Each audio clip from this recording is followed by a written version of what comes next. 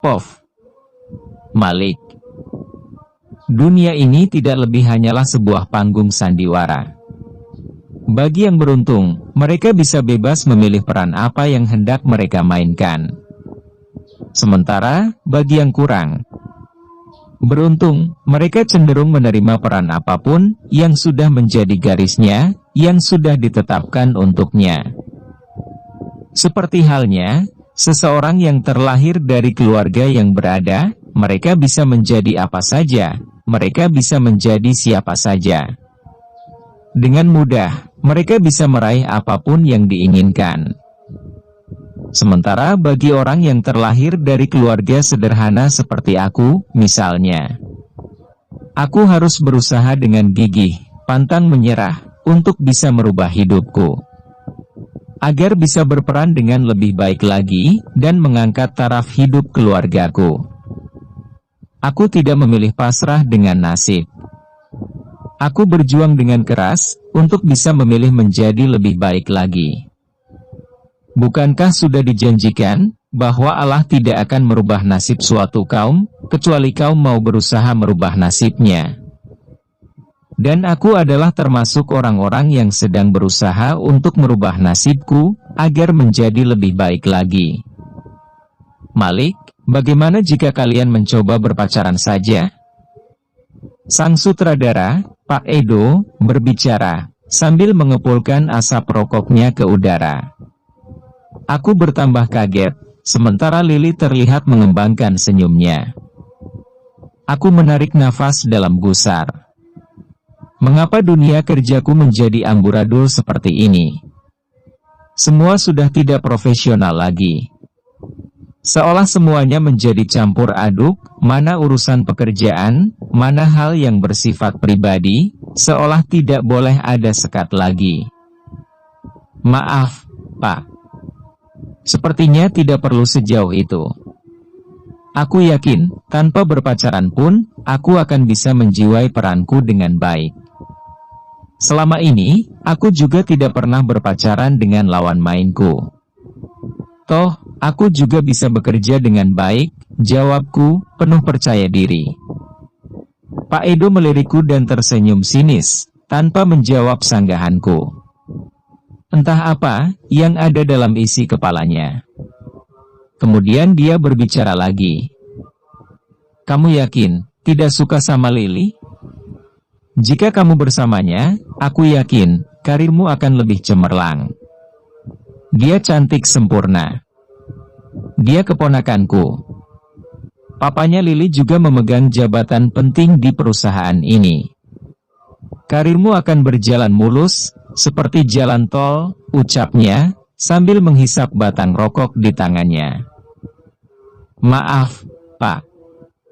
Aku tidak bisa, tegasku. Aku pun menyingkir dari sisi sutradara itu. Aku tidak ingin berdebat lebih lama lagi. Bukannya aku anti sama Lili. Aku selama ini, dengan siapapun lawan mainku, aku selalu bersikap normal. Ada kalanya kami berbicara serius perihal pekerjaan, ada kalanya kami bercanda tentang hal-hal yang ringan. Aku selalu bersikap baik kepada mereka semua. Belum pernah terlibat cekcok dengan siapapun.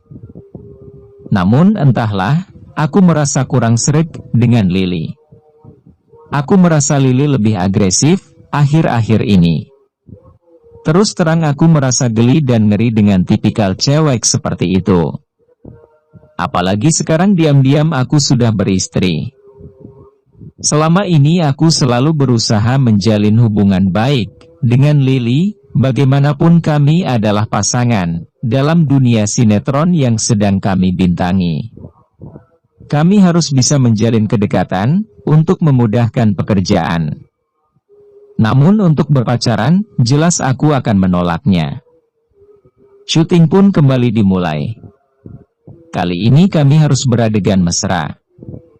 Tidak masalah, selama masih dalam batas yang wajar, aku pasti selalu bersikap profesional. Aku menggandeng tangan Lili berjalan-jalan di pantai, kemudian memeluknya. Aku pun berusaha melakukan dengan baik, begitu juga Lili. Kemudian kami beradegan duduk di pantai sambil bercerita dan tertawa. Ini pun mudah bagiku. Semuanya sukses, bisa kami perankan dalam satu kali jepretan kamera. Sutradara pun tampak sumringah. Dia memuji-muji bahwa aku dan Lily adalah pasangan yang serasi. Aku sudah hatam dengan wataknya yang seperti itu. Kemudian kami memerankan adegan pertengkaran. Aku pun berusaha melakukan dengan maksimal. Dengan kilat mata penuh amarah dan berapi-api. Hingga suara yang harus terdengar serak pun, aku bisa melakukannya. Demikian juga, dengan otot-otot yang harus terlihat di leherku. Semuanya sukses, kuperankan. Berbeda dengan Lily. Lily selalu gagal memerankan. Matanya kurang menjiwai. Sehingga adegan pun harus diulang beberapa kali.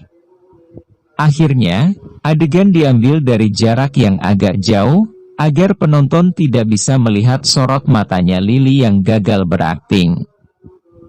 Malik, kamu sudah punya pacar, ya? Tanya Lily, di sela-sela kesibukan kami.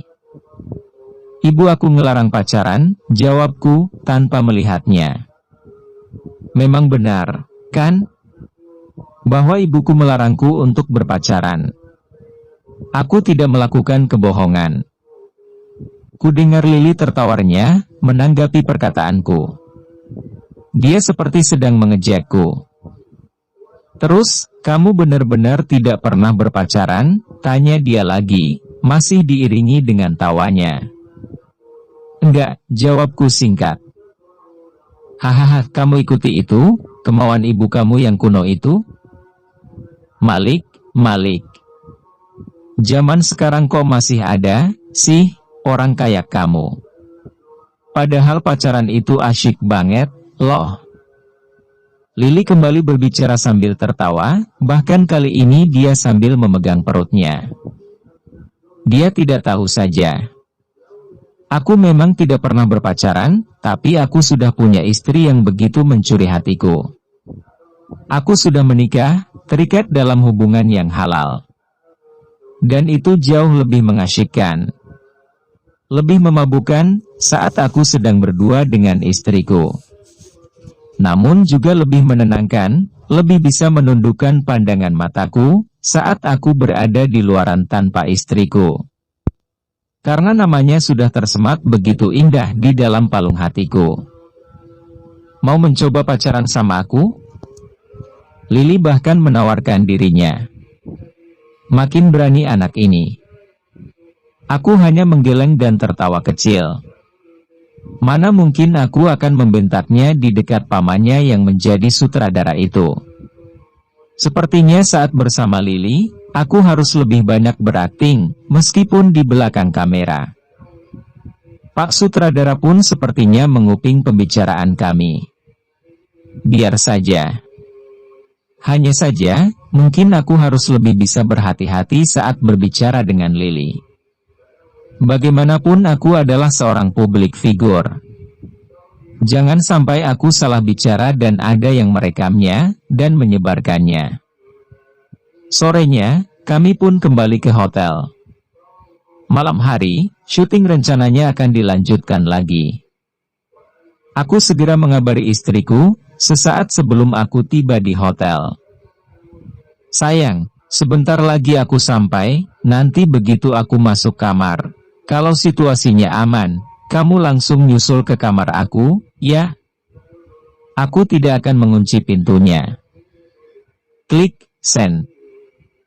Tidak lama kemudian, aku pun sampai di hotel. Aku langsung masuk ke kamarku. Aku sengaja tidak mengunci pintunya, untuk memudahkan Sherlyn masuk ke sini. Badanku yang terasa lengket dan pegal-pegal, membuatku langsung cepat-cepat menuju kamar mandi. Saat aku sedang mandi, dari arah luar aku seperti mendengar suara pintu yang dibuka, kemudian terdengar langkah kaki, yang sepertinya masuk ke kamarku. Aku pun cepat-cepat menyelesaikan aktivitasku. Aku berharap istriku sudah datang. Aku segera menyambar handuk yang ada di dinding kamar mandi. Aku belum berpakaian. Sayang, nanti tolong aku dipijitin sebentar, ya. Pijitan kamu yang kemarin itu enak banget, aku jadi ketagihan. Apalagi ini, badan aku capek banget, teriakku dari pintu kamar mandi. Aku tidak melihat ke arah ranjang, karena aku sibuk melilitkan handuk di perutku. Malik? Aku pun kaget bukan kepalang. Ternyata bukan Shalin yang masuk ke kamarku, melainkan Lily. Kamu memanggilku sayang, tanya Lily dengan wajah yang berbinar. Aku justru bingung, hendak menjawab apa. Shalin yang kuharapkan datang, ternyata justru Lily sudah mendahuluinya. Lily, kamu ngapain di sini? Tanyaku. Aku, ya nungguin kamu, lah, ucap Lily sambil menatapku dari ujung rambut hingga ujung kakiku. Jujur, demi apapun, aku merasa risih. Baru sekali ini aku berada dalam satu ruangan dengan seorang perempuan selain istriku. Mendingan keluar, deh, kamu. Tidak enak nanti dilihat rekan-rekan yang lain. Aku mau keluar juga, cari angin, usirku halus. Malik, tadi katanya kamu minta dipijit. Lia, kan? Sini, aku pijitin. Enggak apa-apa, kok, aku rela. Gratis, buat kamu. Lily masih berbicara, sambil duduk di bibir ranjangku. Aku yang hendak mengambil baju di dalam tas besar pun, mengurungkan niatku, karena tas itu ada di dekat tempat duduknya Lily. Akhirnya aku hanya berdiri mematung di depan pintu kamar mandi, sambil menyugar rambutku yang masih basah. Maaf, Li, gak jadi, jawabku singkat. Tapi tadi, kamu manggil aku sayang, loh. Masak sih, sudah lupa. Kan baru saja, ucap Lily, dengan suara yang mendayu-dayu. Bahkan kini Lily duduk, dengan tangannya sebagai penyangga, agak di belakang tubuhnya, sehingga dadanya tampak kian menonjol. Aku tidak masalah dengan nada bicara Lily yang seperti itu, jika itu terjadi di lokasi syuting, di depan kamera, dan tuntutan perannya memang seperti itu. Tapi di saat seperti ini, aku merasa tidak pantas saja. Maaf, tadi aku cuma lagi latihan akting, jawabku asal. Lily sepertinya sedang berusaha mencerna apa aku katakan. Matanya menatapku, seolah sedang memikirkan sesuatu. Mungkin dia tidak percaya. Biar saja. Aku juga tidak peduli. Oh, begitu, ya, jawabnya kemudian. Gurat di wajahnya menampakkan kekecewaan. Oh, iya, kamu mau pakai baju, ya? Maaf, biar aku ambilkan, katanya lagi. Belum sempat aku menjawabnya, Lily sudah membuka tasku. Aku ingin mendekat mengambil tas besar itu, namun aku tidak berani, mengingat aku yang hanya berlilit handuk. Tidak usah, Li. Biar aku ambil sendiri. Kamu keluar saja. Beneran, nanti tidak enak, dilihat teman-teman yang lain. Nanti dikira kita lagi ngapain, jawabku, mulai gusar. Lily justru sudah membuka tas besarku dan mulai mengeluarkan isinya.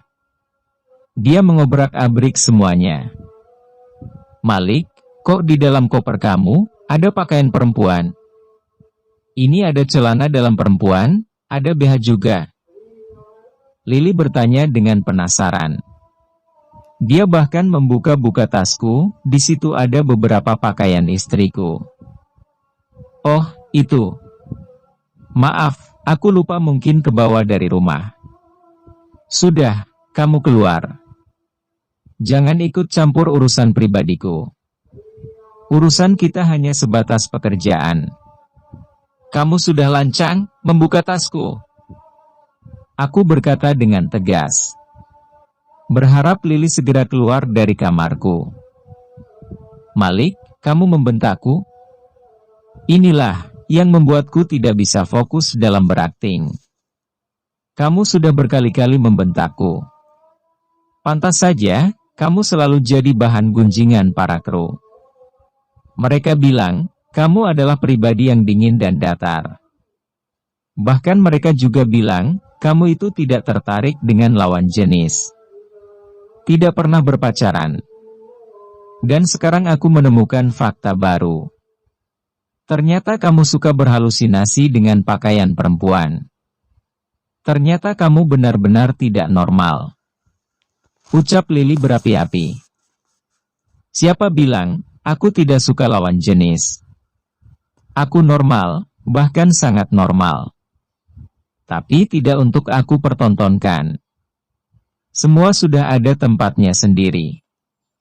Aku bicara dengan nada tinggi. Malik, maaf, aku minta maaf. Aku benar-benar terbawa perasaan, karena kamu sudah membentakku, jawab Lily lirih. Dia berbicara dengan masyghul. Kemudian, tiba-tiba saja pintu kamarku dibuka dari luar, dan kulihat wajah istriku.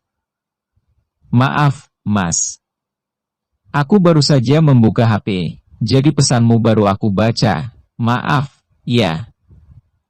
Shelin sudah melangkahkan kakinya 2 langkah dari pintu, namun kemudian pandangannya terpaku pada sosok Lily yang sedang duduk di bibir ranjangku sambil menangis.